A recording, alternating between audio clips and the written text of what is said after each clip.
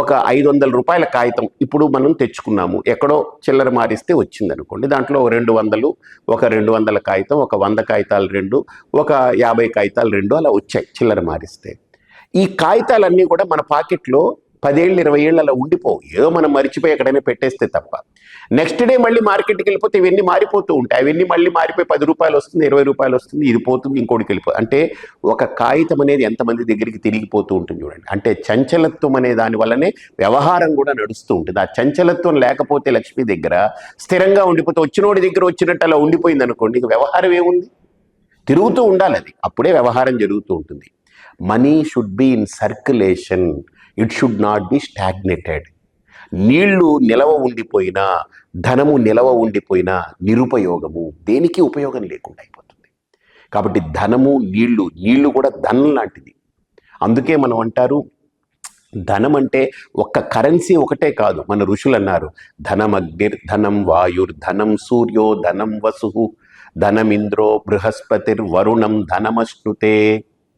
అసలు ధనం అనేది ఇన్ని రకాల ధనము. ధాన్యం కూడా ధనం, సంతానం ధనం, భార్య ధనం, భర్త ఒక ధనం. భార్య తెచ్చుకునే స్త్రీధనం ఒకటే ధనం కాదు, భార్యే ధనం అసలు సంపద. ఇక పైగా భార్య నువ్వేం తెచ్చుకుంటావు, నువ్వేం తెస్తావు, నేను ఈ అమ్మాయిని పెళ్ళంగా చేసుకుంటే దానికి ఏమి ఇస్తారని అడగక్కర్లే. అసలు అక్కడ భార్యే ఇమాం కన్యాం కనక సంపన్నాం సర్వాభరణైర్యుతాం దాస్యామి విష్ణవే తుభ్యం బ్రహ్మలోక జిగీషయ. అసలు స్త్రీయే ఒక సంపద, స్త్రీకి పురుషుడే ఒక సంపద. 5వతనం అని చెప్పారు కదా సంపద. 5వతనం అంటే దైవం అని అర్థం, దైవం లాంటిది. వీడు కూడా దైవంలా ఉండగలగాలి, అంతేగాని స్త్రీకి పురుషుడు భర్త దైవంలాగా భావించాలి. వీడేమో దెయ్యంలాగా కొట్లాడుతున్నాడు అనుకోండి, దైవంలాగా భావించాలంటే రోజు తన్నులు తింటూ ఈడ్చిపెట్టి వాడు తాగేసి వచ్చి గందరగోళం చేసి, లేదా నీకు బుర్ర బుద్ధి తక్కువైపోయి వాడు ఇంట్లో గోల గందరగోళం చేసి దానికి మనశ్శాంతి లేకుండా చేసి అయినా పతియే ప్రత్యక్ష దైవమని ఎలా కూర్చుంటారు? కూర్చోలేరు.